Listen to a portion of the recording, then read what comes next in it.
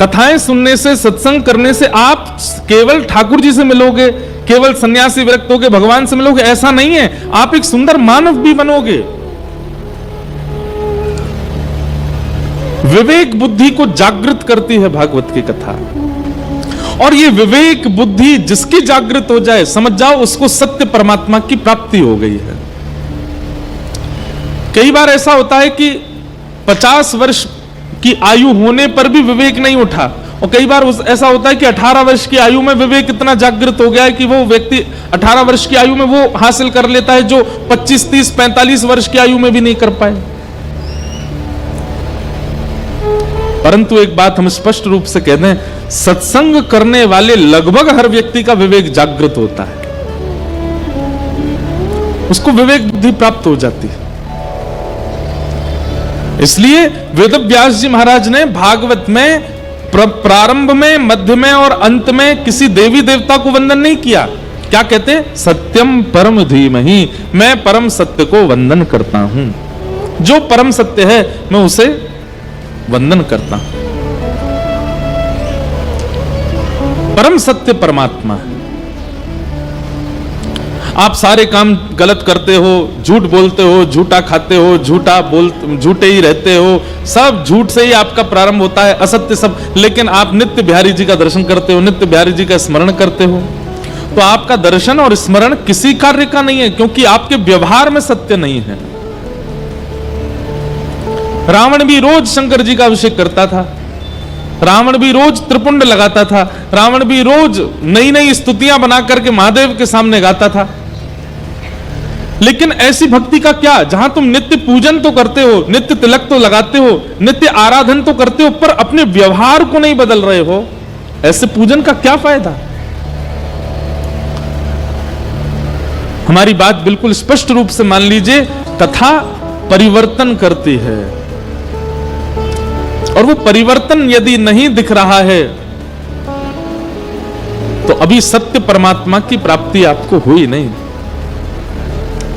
सत्यम परम धीमहि, ऐसे परम सत्य को हम प्रणाम करते हैं और प्रार्थना करते हैं कि हे नाथ, इस कथा के श्रवण से कुछ तो परिवर्तन चित्त में आवे, थोड़ी परिवर्तन की स्थिति तो हमारे चित्त में बने।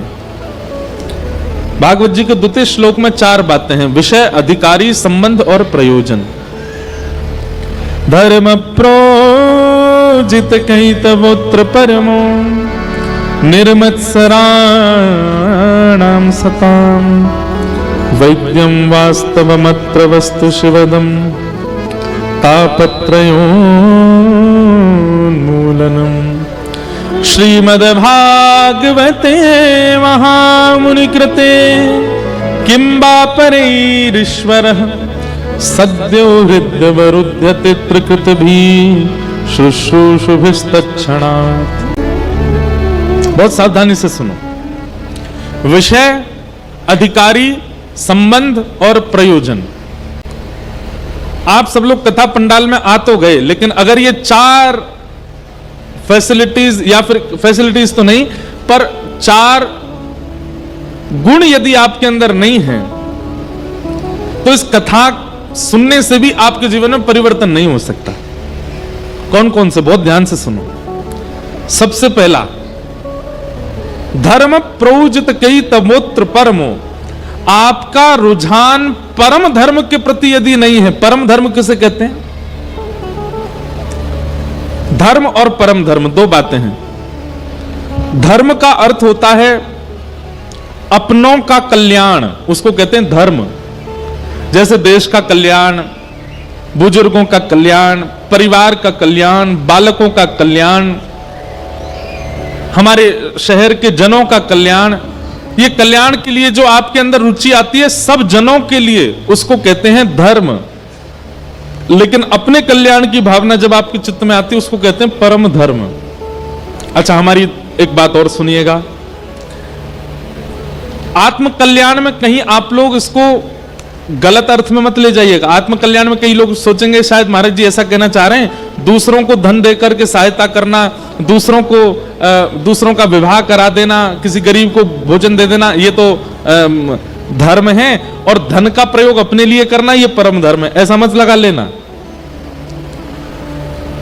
सबकी सेवा करना ये धर्म है, पर अपने देह के भीतर विराजमान उस आत्मा के कल्याण का चिंतन करना ये परम धर्म है। समझ में आई बात? आप परोपकार करते हो, गरीबों को भोजन कराते हो, बच्चों को स्कूल पढ़ाने की व्यवस्था करते हो, गरीब कन्याओं का ब्याह कर देते हो, किसी को धन दे देते हो, वस्त्र दे देते हो, सामाजिक कल्याण, राष्ट्रीय कल्याण, देश के कल्याण की भावना आपके चित्त में है, वो धर्म है। परंतु एकांत में बैठ करके सत्संग श्रवण करके आप अपनी आत्म कल्याण की भावना रखते हो कि इस देह से खूब खाया, खूब कमाया, खूब पाया, सब कुछ किया, परंतु अब इसके भीतर विराजमान जो आत्मा है उसको सदगति पहुंचाने का मुझे क्रिया करनी है, ऐसी भावना चित्त में आ जाए, उसको परम धर्म कहते हैं। और ये परम धर्म की स्थिति यदि आपकी नहीं बनी है तो कथा का विषय अधूरा रहेगा। परम धर्म की बात आपके चित्त में होनी चाहिए। कोई व्यक्ति पानी में डूब रहा है, आपसे मदद मांग रहा है और आप भी कूद गए पानी में उसको बचाने। पता चली आपको तो तैरना ही नहीं आता था और दूसरे को बचाने के लिए आप कूद गए। बाद में पता चला कि आप बच के आ गए, वो चला गया। क्यों? आपको खुद तैरना नहीं आता था, आप जैसे कूदे उसी के ऊपर चढ़ गए बचने के लिए, बेचारा डूब गया, मर गया। कहने का बात क्या है? जब तक स्व कल्याण की भावना चित्त में नहीं आएगी, आप दूसरे का हित कैसे करोगे? स्वयं को तैरना नहीं आता तो डूबते हुओं को कैसे बचाओगे? स्वयं का भजन नहीं है, स्वयं के पास में वो विवेक बुद्धि नहीं है, तो फिर दूसरे की सहायता आप कैसे करोगे? श्रीमद् भागवत सुनते समय बाहर भले ही चाहे आपकी जो योजना हो, पर यहां बैठते ही आपके चित्त में यह भावना आनी चाहिए कि इस कथा से मैं अपनी आत्म कल्याण का बोध ग्रहण करूं। यह भागवत का विषय है। दूसरी बात, अधिकारी। भागवत का अधिकारी कौन है? तो कहते हैं निर्मत सराणाम सताम, जिसके चित्त में मात्सर्य दोष नहीं है। मात्सर्य दोष मतलब ईर्ष्या। मैं हर कथा में एक बात कहता हूं, ठाकुर जी क्रोधी को मिल जाएंगे, ठाकुर जी लोभी को मिल जाएंगे, ठाकुर जी एक बार को कामी को भी मिल जाएंगे, भोगी को भी मिल जाएंगे, लेकिन ईर्ष्यालु को कभी नहीं मिल सकते। काम, क्रोध, लोभ, द्वेष, अभिनिवेश, अहंता, ममता, चिंता आदि जैसे दोष यदि आपके चित्त में है तो भी आप भगवत सन्मुख हो सकते हो, लेकिन आपके चित्त में यदि ईर्ष्या का दोष है, ठाकुर जी कभी प्राप्त नहीं कर सकते आप। ईर्ष्यालु मत बनिए। और ईर्ष्या का दोष यदि चित्त में है, कहीं लिखिए उसको, किन किन से ईर्ष्या हो रही है, कब कब हो रही है, सब नोट डाउन करो। जैसे अपना कई लोगों को ब्लड प्रेशर होता है या शुगर होता है, वो मॉनिटर करते हैं ना, नाश्ता से पहले कितना शुगर था, भोजन के बाद कितना हमारा शुगर हो गया, ब्लड प्रेशर सुबह कैसा था, रात में कैसा है। ऐसे लोग मॉनिटर करते हैं और मॉनिटर करके फिर डॉक्टर को दिखाते हैं, तो डॉक्टर उसके अनुरूप प्रिस्क्रिप्शन लिखता है, दवाई देता है और आपका वो रोग ठीक होने लग जाता है। ठीक वैसे ही एक नया तरीका है, अपना के देख लीजिएगा, थोड़ा लाभ तो आपको मिलेगा। काम, क्रोध, लोभ, द्वेष आदि आदि आदि जो अवगुण है उनको नहीं, केवल ईर्ष्या को मॉनिटर कीजिए। कब कब ईर्ष्या होती है, किसको देख के ईर्ष्या होती है और कैसी बातें सुन के ईर्ष्या होती है। ईर्ष्या अधिकतर कब होती है? जब किसी की प्रशंसा बहुत ज्यादा हो रही हो, कोई हमसे ज्यादा सुंदर हो, कोई हमसे अच्छा पहन के आ गया हो, कोई हमसे ज्यादा कमा रहा हो, कोई हमसे अच्छा खा रहा हो।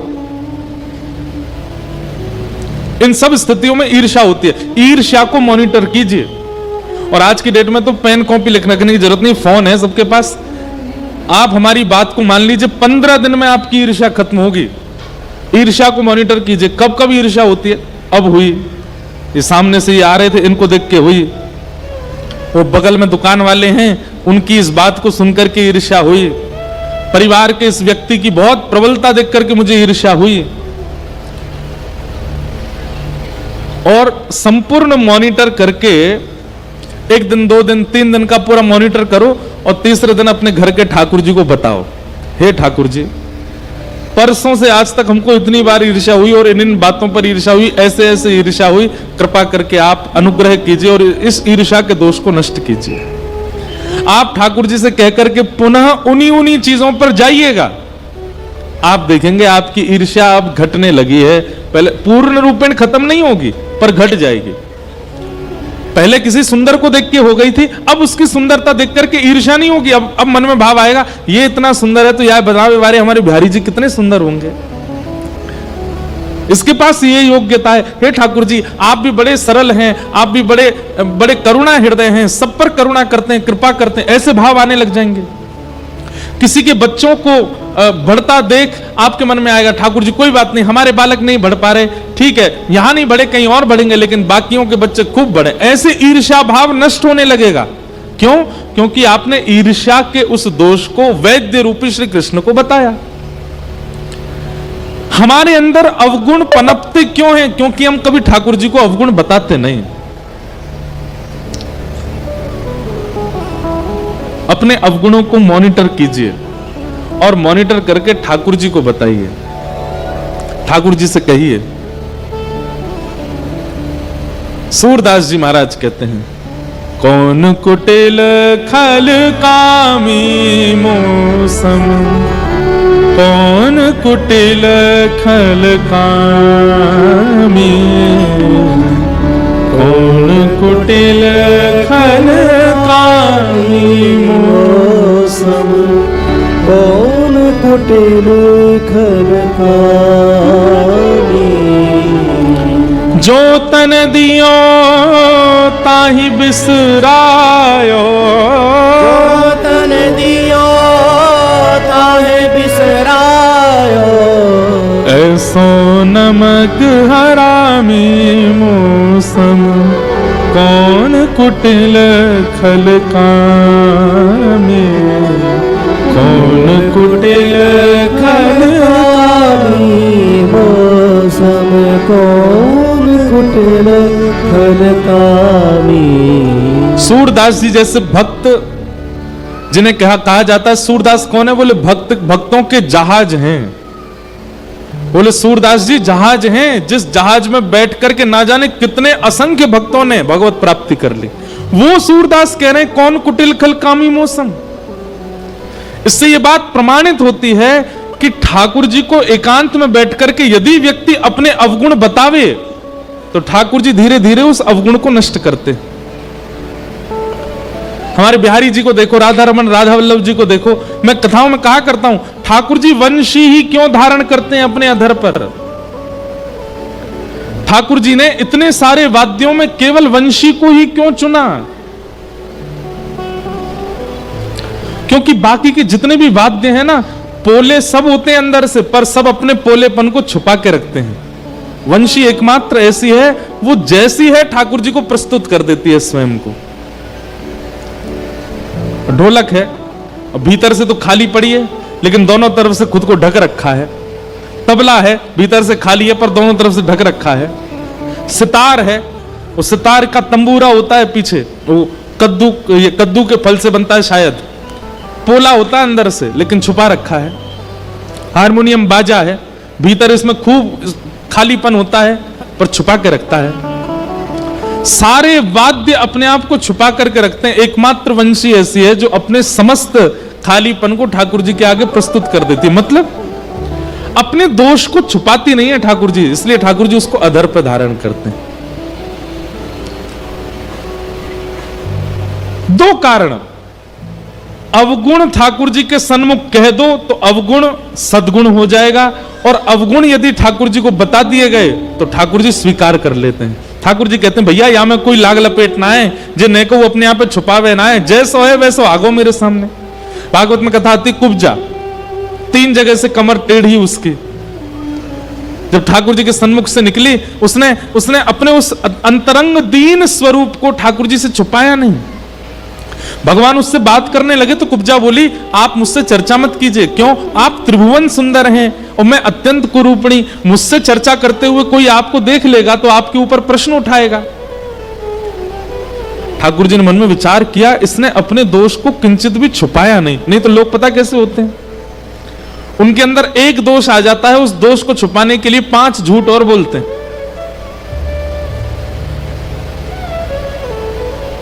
लेकिन कुब्जा ने किसी भी प्रकार से ठाकुर जी के आगे अपने आप को छुपाया नहीं। मैं ऐसी ही हूं नाथ, पर आप मेरे समीप मत आओ। भगवान बोले, जो अपना दोष स्वीकार करता है वो मुझे बहुत प्रिय है, इधर आओ। और भगवान ने कुब्जा की थोड़ी पकड़ी, अपनो पाम धरोवा के ऊपर और नेक झटका लगाया। महाराज परम सुंदरी हो गई कुब्जा, स्वस्थ कर दिया ठाकुर जी ने। हम कैसे हैं पता है? बाहर तो सारे गलत क्रियाएं करके आते हैं, लोगों के प्रति दुर्भाव रख के आते हैं, पत्नी पर क्रोध करके आते हैं, बच्चों को भला बुरा सुना के आते हैं, और मंदिर में आकर के चंदन पोटा लगा करके ऐसे बन जाते हैं बिल्कुल इनसे बड़ा कोई भक्त नहीं है महाराज। परम दीन, परम सरल, परम विरक्त ठाकुर जी को ऐसे लोग बिल्कुल प्रिय नहीं। इसलिए भैया अपने दोषों को ठाकुर जी से कहो, अपने दोष ठाकुर जी से कहो। रसिक प्रीतम हित चित की बातें, रसिक प्रीतम हित चित की बातें, गिरधारी जी सो कहिए तलहटी, गोवर्धन की रही ये, गोवर्धन की रही है तरहटी, गोवर्धन की रही है। रसिक प्रीतम हित चित की बातें, श्री गिरधारी जी सो कहिए तलहटी, गोवर्धन की रही है। अपने मन की सारी बातें ठाकुर जी से कहो।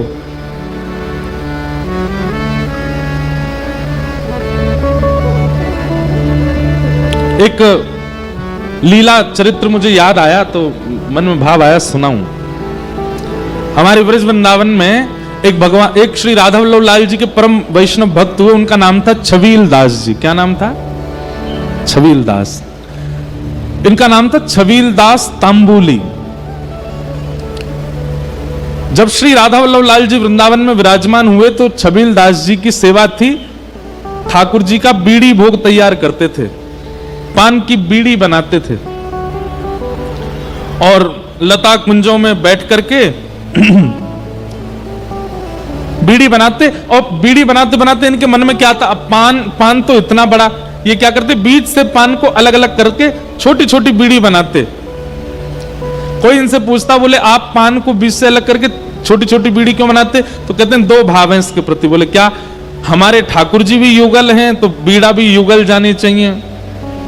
और दूसरा भाव ये कहते, बोले लाला को मुखमंडल छोटो सो है, बड़ी बड़ी बीड़ा पावे में कहीं वाको दिक्कत नहीं हुई, हमारे छोटी छोटा बनाते थे।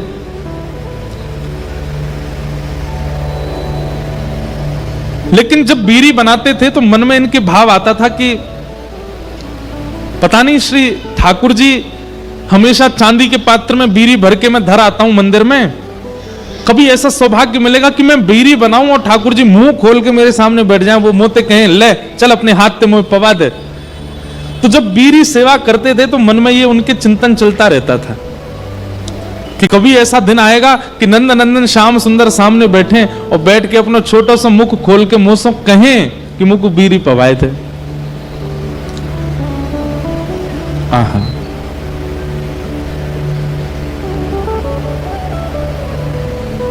आप नित्य बीड़ी सेवा करते थे।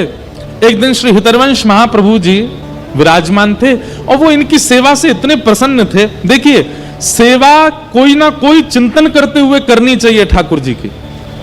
भले ही आप श्रृंगार करते हो, भले ही आप चंदन घिसते हो, भले ही आप माला बनाते हो, भले ही आप भोग पधराते हो, उस समय चिंतन ठाकुर जी का ही रहना चाहिए। अब ठाकुर जी का भोग बना रहे हैं और बेटों को डांट रहे हैं, बच्चों से लड़ रहे हैं, पति से कुछ कह रहे हैं, ठाकुर जी स्वीकार ही नहीं करेंगे उस भोग को।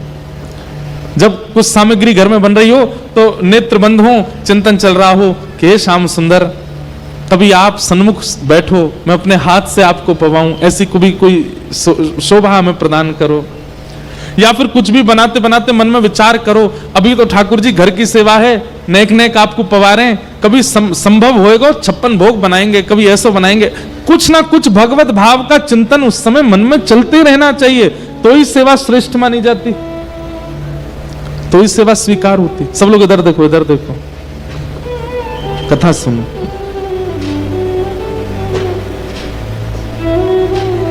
आहा, तो छबील दास पितरवंश महाप्रभु की दर्शन को गए तो महाप्रभु जी बोले, मैं निज सेवा में भीतर जाऊं और तेरी बीरी भोग को देख करके राधा वल्लभ लाल जी प्रसन्न हो जाएं। जय हो। बोलो वृंदावन बिहारी लाल की, श्री राधा रमण लाल की, श्यामा प्यारी कुंज बिहारी, जय जय श्री हरिदास दुलारी। श्यामा प्यारी कुंज बिहारी, जय जय श्री हरिदास दुलारी। श्यामा प्यारी कुंज बिहारी, जय श्री हरिदास दुलारी।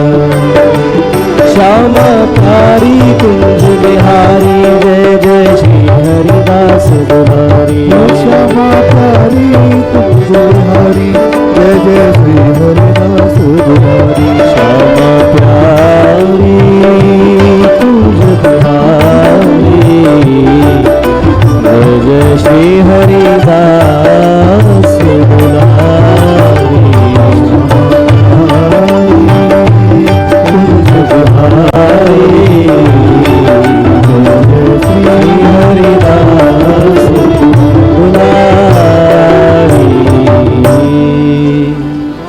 श्री वृंदावन बिहारी लाल की। परमानंद परम सुख हमारे श्री कुंज बिहारी लाल जी के परम लाडले और श्री गिरिराज जी को अत्यंत सुख दे में ऐसे हमारे बाबा चित्र विचित्र जी महाराज पधारे हैं। आपको खूब खूब वंदन। और ठाकुर जी की तो ऐसी कृपा है रही है कि हम ब्रज में ना मिल पामे दोनों, पंजाब में मिलना है रो हमारो। तो अभी कुछ दिन पहले अमृतसर में मिले और अब यहाँ सुनाम में मिल रहे हैं। इतनो मिलन तो हमारो ब्रज में ना है पाए जितनो पंजाब में है रो। आप सबन को धन्यवाद कि रसिक जनन को मेल मिलाप ये पंजाब की भूमि करवा रही हो, आप सब करवा रहे हैं। या के कार्य या के काजे हम आप सबन को धन्यवाद कहें और यूं कहें बिहारी जी आपको भी ऐसे रसिकन से मिलवाते रहे हैं।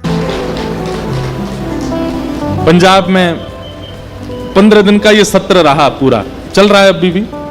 तो अमृतसर में भी महाराज जी के दर्शन भये, वहां खूब आनंद करते, खूब ठाकुर जी को मुखोल्लास करते, खूब खेल भी खेलते, आनंद भी करते। और फिर जब ये चले गए तो फिर ऐसा लगो कि मानो कोई कछु कछु चलो तो गयो, लेकिन आज फिर ते यहीं पंजाब में ही मिलना भयो है। अब पंजाब सुना ब्रज सो ही लग रहा है। क्यों? ब्रज वही जो रसिक दर्शन करावे, वो